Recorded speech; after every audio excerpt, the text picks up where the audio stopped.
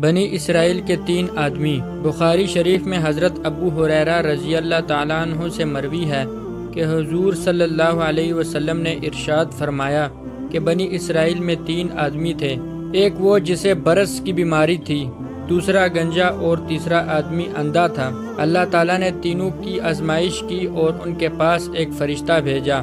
چنانچہ فرشتہ آدمی کی شکل بن کر سب سے پہلے برس والے کے پاس آیا اور دریافت کیا کہ تجھے سب سے پیاری چیز کیا ہے؟ اس نے جواب دیا، اچھا رنگ اور اچھی کھال، تاکہ لوگ مجھ سے گن نہ کریں۔ فرشتے نے اس پر ہاتھ پھیرا تو وہ خوش رنگ ہو گیا اور اس کی بیماری ختم ہو گئی۔ فرشتے نے پوچھا، اب تجھے کون سا مال بہت زیادہ پسند ہے؟ تو اس نے کہا، اونٹ۔ فرشتے نے ایک 10 ماہ کا گابن اونٹنی اسے دے دی اور دعا دی کہ خدا تجھے اس میں برکت دے۔ پھر فرشتہ گنجے کے پاس آ کر پوچھنے لگا کہ تجھے سب سے زیادہ کیا چیز پسند ہے؟ گنجا بولا، میرے اچھے بال نکل آئیں اور میری بیماری جاتی رہے تاکہ لوگ مجھ سے نفرت کرنا چھوڑ دیں۔ فرشتے نے ہاتھ پھیرا تو فوراً اس کی بیماری ختم ہو گئی اور اچھے بال نکل آئے۔ پھر فرشتے نے پوچھا، تجھے مال میں سب سے زیادہ محبوب کیا ہے؟ گنجے نے کہا، گائے۔ تو فرشتے نے ایک گابن گائے دی اور برکت کی دعا دی۔ اس کے بعد فرشتہ اندھے کے پاس آیا اور پوچھا، تجھے کون سی چیز پسند ہے؟ اندھے نے جواب دیا کہ خدا تعالیٰ میری آنکھوں میں روشنی بھر دے تاکہ میں لوگوں کو دیکھ سکوں۔ فرشتے نے ہاتھ پھیرا، فوراً اللہ تعالیٰ نے اس کی آنکھوں میں روشنی کر دی۔ فرشتے نے پوچھا، کون سا مال تجھے چاہیے؟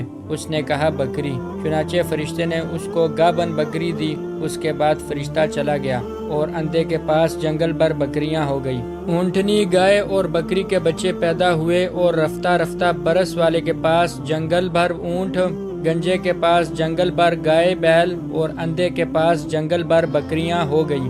مدت کے بعد فرشتہ ایک دوسری صورت میں برس والے کے پاس آیا اور کہنے لگا، میں محتاج آدمی ہوں، سفر کی وجہ سے میرا سارا مال و اسباب ختم ہو گیا، اب میں خدا کی مدد اور تمہارے کرم کے بغیر اپنی منزل پر نہیں پہنچ سکتا، لہٰذا تم سے اس خدا کے نام پر جس نے تم کو اچھا رنگ اور عمدہ جلد اور مال دیا، ایک اونٹ کا سوال کرتا ہوں تاکہ اس سفر میں اپنی منزل تک پہنچ سکوں۔ وہ برس والا کہنے لگا، لوگوں کے حقوق مجھ پر بہت ہیں، یعنی ٹال مٹول کرنے لگا۔ فرشتے نے کہا، میں تمہیں پہچانتا ہوں، کیا تم پہلے بیمار نہ تھے؟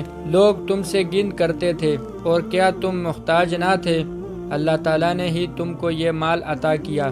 تو اس نے جواب دیا، مجھے تو یہ مال باپ دادا سے ملا ہے، میں تو سرداروں کا بیٹا ہوں۔ فرشتہ بولا، اگر تو جھوٹا ہے تو اللہ تعالیٰ پھر تجھے ویسا ہی کر دے جیسا پہلے تھا۔ اس کے بعد فرشتہ کسی اور شکل میں گنجے کے پاس آیا اور جو کچھ پہلے برس والے سے کہا تھا ویسا ہی کیا کہ میں مسافر ہوں، مجھے کچھ دے دو تاکہ میں منزل تک پہنچ جاؤں۔ اس گنجے نے بھی وہی جواب دیا جو برس والے نے دیا تھا کہ میں مقروض ہوں، اور ٹال مٹول کرنے لگا۔ فرشتے نے بد دعا دی اور کہا کہ اگر تو جھوٹا ہے تو خدا تجھے ویسا ہی کر دے جیسا تو پہلے تھا۔